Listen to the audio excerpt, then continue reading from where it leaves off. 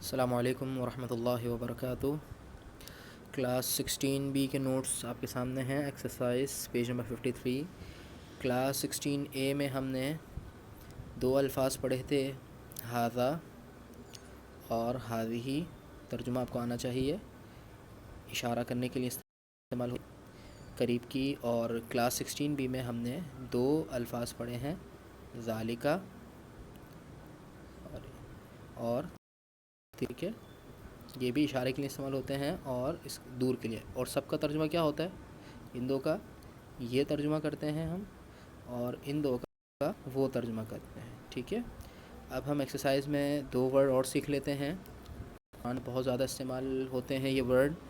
انا، قرآن میں جہاں پر بھی یہ ورڈ آئے گا انا، اس کا مطلب ہوگا میں، یعنی آئے۔ اور ایک ورڈ ہوگا نحنو، اس کا مطلب ہوگا ہم، وی، ٹھیک ہے۔ ابھی اس ورڈ پہ فوکس کریں، انا، اس کو ہم پڑھتے ہیں۔ انا اس کا مطلب ہوگا میں، جہاں پر بھی انا آئے گا قرآن میں اس کا ہم ترجمہ کریں گے میں، ٹھیک ہے۔ اعوذ باللہ من الشیطان الرجیم، بسم اللہ الرحمن الرحیم۔ انا میں، یوسف یوسف، و اور، ھذا یہ، اخی میرا بھائی، میں یوسف اور یہ میرا بھائی ہے۔ یوسف علیہ السلام کا یہ کلام ہے، انہوں نے کہا تھا انا یوسف، میں یوسف ہوں، اور پھر اشارہ کیا تھا اپنے بھائی کی طرف، اور اشارہ کر کے کیا کہا تھا، وھذا اخی، اور یہ میرا بھائی ہے۔ تو اس کا ترجمہ کیا ہوا؟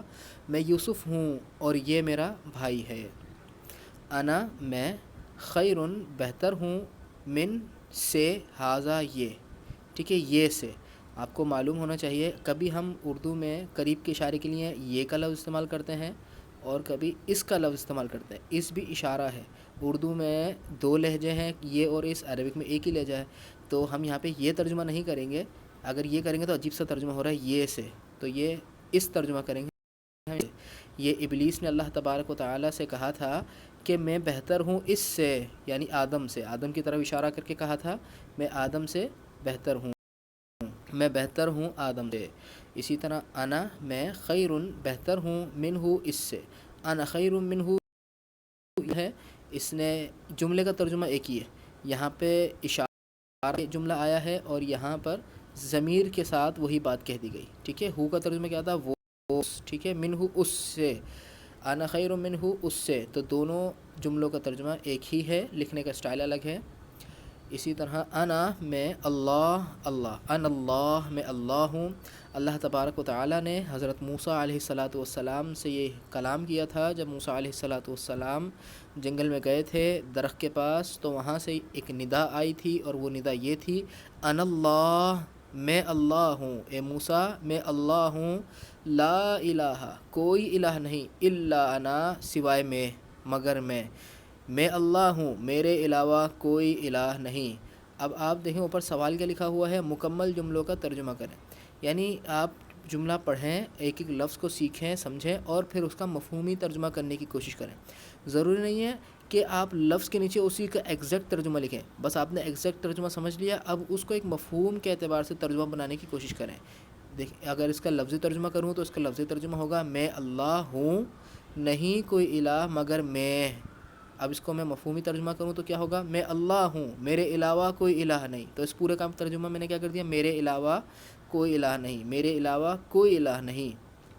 تو اب آپ پوری آیت کو سینٹینس کو سمجھ کر اس کا مفہومی ترجمہ کرنے کی کوشش کریں۔ انا میں، من وما اور نہیں ہوں میں، انا میں، من المشرکین مشرکوں میں سے۔ غالباً حضرت ابراہیم علیہ السلام کا قول ہے یہ، میں مسلمانوں میں سے ہوں، وما انا من المشرکین، اور میں مشرکین میں سے نہیں ہوں۔ انا میں، نذیر ڈرانے والا ہوں، خوشخبری دینے والا ہوں، میں تو ڈرانے والا اور خوشخبری دینے والا ہوں۔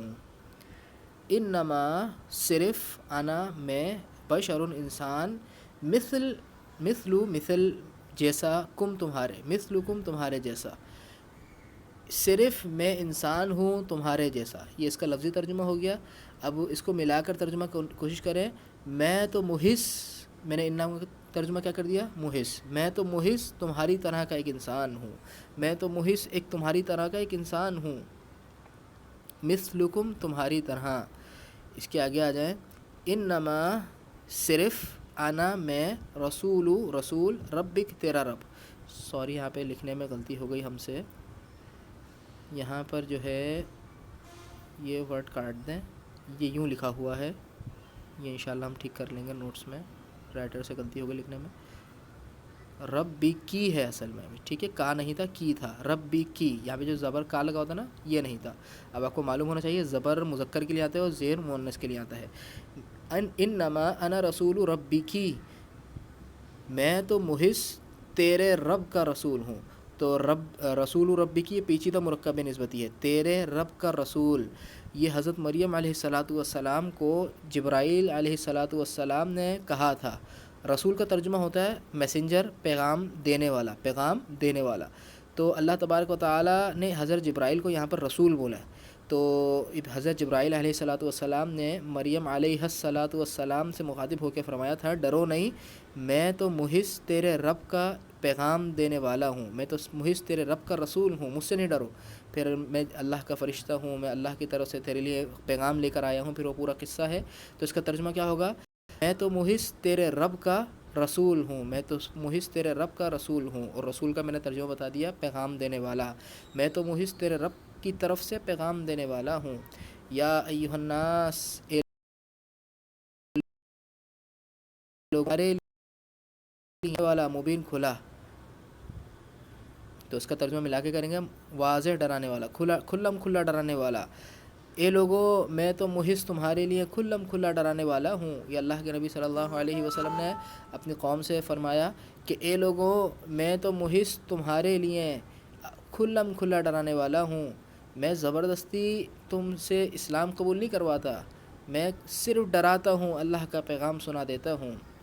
اس طرح انا عجوز, حضرت ابراہیم علیہ الصلاۃ والسلام کے پاس, اس آیت کو سمجھنے سے پہلے تھوڑا سینیریو سمجھیں کیا ہے اس آیت کا ترجمہ.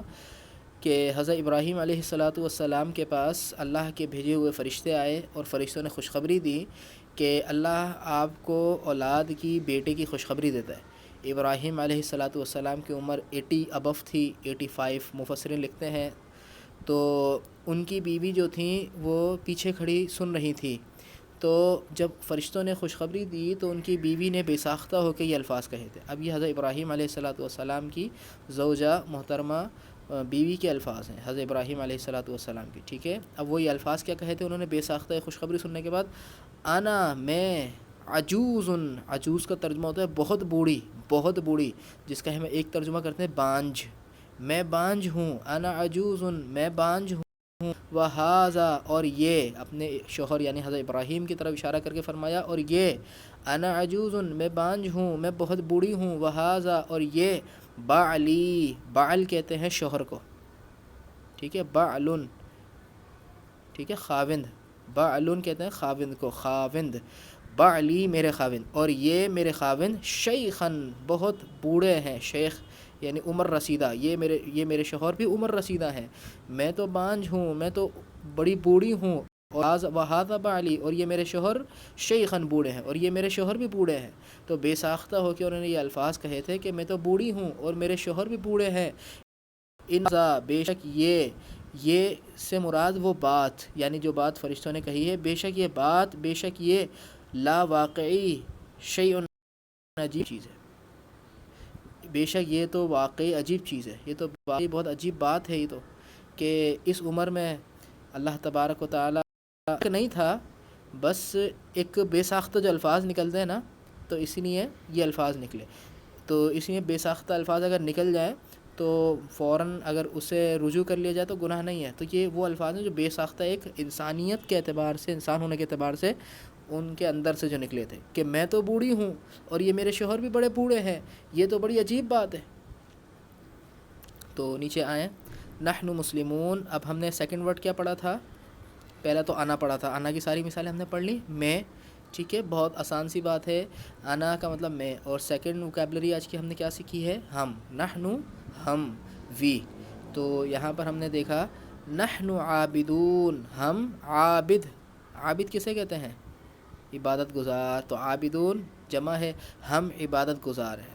جب نحن آیا ہے تو پھر عابدون بھی جمع آئے گا. ٹھیک ہے. اگر یہاں پہ انا ہوتا تو پھر یہاں پہ عابد آتا, انا عابد, میں عبادت گزار ہوں, اور جب یہاں پہ جمع آیا ہے تو یہاں پر بھی جمع آئے گا. ٹھیک ہے. نحن عابدون, ہم عبادت ہیں. نحن مؤمنون, ہم مؤمن ہیں. نحن, ہم انصار اللہ, اللہ ہیں. کون سا مرکب ہے؟ مرکب نسبتی. انصار کا ترجمہ کیا ہوتا ہے؟ اس ورڈ کو سمجھیں انصار مدینہ سے.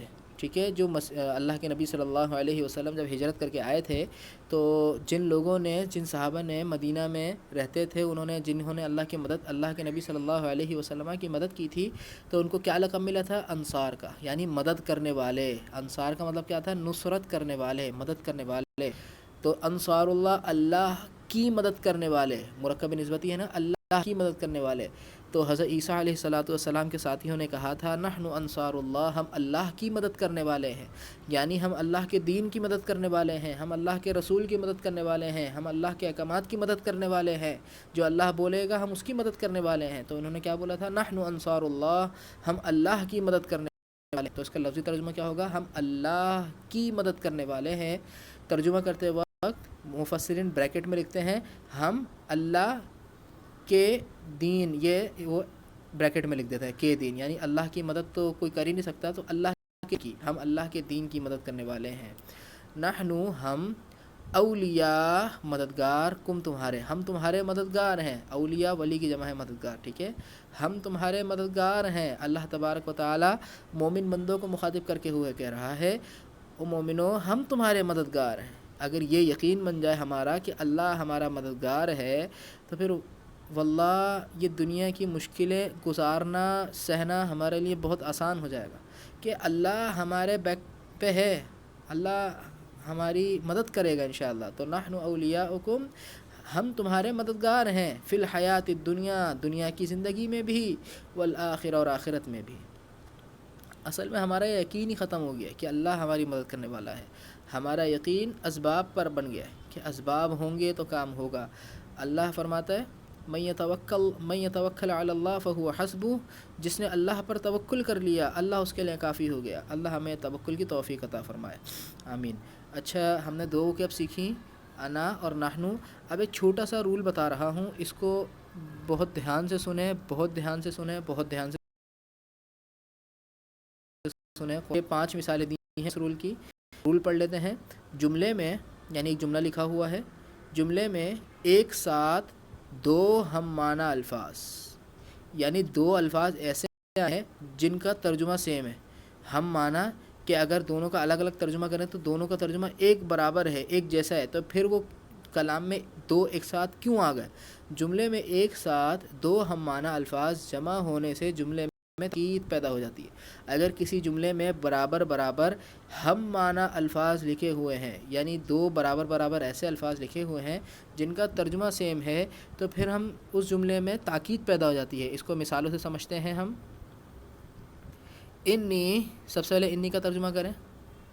انی, بے شک میں. ٹھیک ہے, ہم نے پڑھا تھا نا چھوٹی ہے, میرا, میں, تو انا کا ساتھ اس کا ترجمہ میں ہوتا ہے. انی, بے شک میں, انا, میں, یعنی اس چھوٹی کا ترجمہ بھی میں ہے اور اس انا کا ترجمہ بھی میں ہے. اب جملے میں یہ 2 الفاظ ایک ساتھ آ گئے اور دونوں کا ترجمہ سیم ہے, ہم معنی ترجمہ ہے, تو اب جملے میں تاکید آ گئی. اب ہم یوں ترجمہ نہیں کریں گے بے شک میں, ہم میں کا ترجمہ 2 نہیں کریں گے, بلکہ شروع والی میں کا ترجمہ کریں گے اور دوسری والی میں کا ترجمہ ہی کریں گے. تاکید, دوسری میں کا ترجمہ کیا کریں گے؟ ہی. انی, بے شک میں, انا ہی. تو یہاں پہ انا کا ترجمہ کیا ہو گیا؟ ہی. حالانکہ انا کا ترجمہ ہی ہوتا نہیں ہے, لیکن انا کا ترجمہ ہی کیوں ہوا ہے؟ تو کہ اس سے پہلے بھی ایک ایسا ورڈ موجود تھا جو اس کے ہم معنی تھا. تو جملے میں اگر کوئی 2 ہم معنی الفاظ جمع ہو گئے تو پہلے والے ورڈ کا ترجمہ کریں گے اور دوسرے والے ورڈ کا ترجمہ ہی کریں گے تاکید کے لیے. اخو کا, اخ کہتے ہیں بھائی کو, تیرا. ٹھیک ہے, اخ, اخو, اخن, اخی, سب بھائی کو کہتے ہیں. اخو کا, تیرا بھائی. انی انا اخو کا, بے شک میں ہی تیرا بھائی ہوں. یہ حضرت یوسف علیہ السلام نے بنیامین کو کہا تھا, جب بنیامین کو الگ بلا کر ان سے بات کی کہ تم ڈرو نہیں, میرے جو وزیر ہیں وہ تمہارے ساتھ ایک پلاننگ کر رہے ہیں, تو تم ڈرنا نہیں. انی انا اخو کا, میں ہی تمہارا بھائی ہوں جو بچپن میں بچھڑ گیا تھا. انی انا اخوکا. اگر یہاں پہ انا نہیں ہوتا فرض کریں تو ترجمہ کیا ہوتا؟ انی اخوکا، میں تیرا بھائی ہوں. اب اس کو ہمیں تاکید سے کہنا تھا تو ہم نے کیا کہا؟ انی انا اخوکا، میں بے شک میں ہی تیرا بھائی ہوں. تو ہم نے کیا کیا؟ جملے میں ایک ساتھ دو ہم معنی الفاظ جمع ہونے سے جملے میں تاکید پیدا ہو جاتی ہے. اور جملے دیکھتے ہیں بات بالکل میں اب دو جگہ میں آ گیا تو ہی کا ترجمہ کریں گے. بے شک میں ہی مغفرت کرنے والا اور رحم کرنے والا ہوں. اللہ تبارک و تعالیٰ نے یہ بات تاکید سے کہی ہے کہ بے شک میں ہی مغفرت کرنے والا اور رحم کرنے والا ہوں. انی، بے شک میں ہی ربک، تیرا رب، بے شک میں ہی تیرا رب ہوں. اسی طرح یا موسیٰ، اے موسیٰ، انی، بے شک میں ہی اللہ ہوں. یا موسیٰ انی انا اللہ، اے موسیٰ بے شک میں ہی اللہ ہوں. اللہ رب العالمین، بے شک میں ہی اللہ رب العالمین ہوں. اے موسیٰ بے شک میں ہی اللہ رب العالمین ہوں.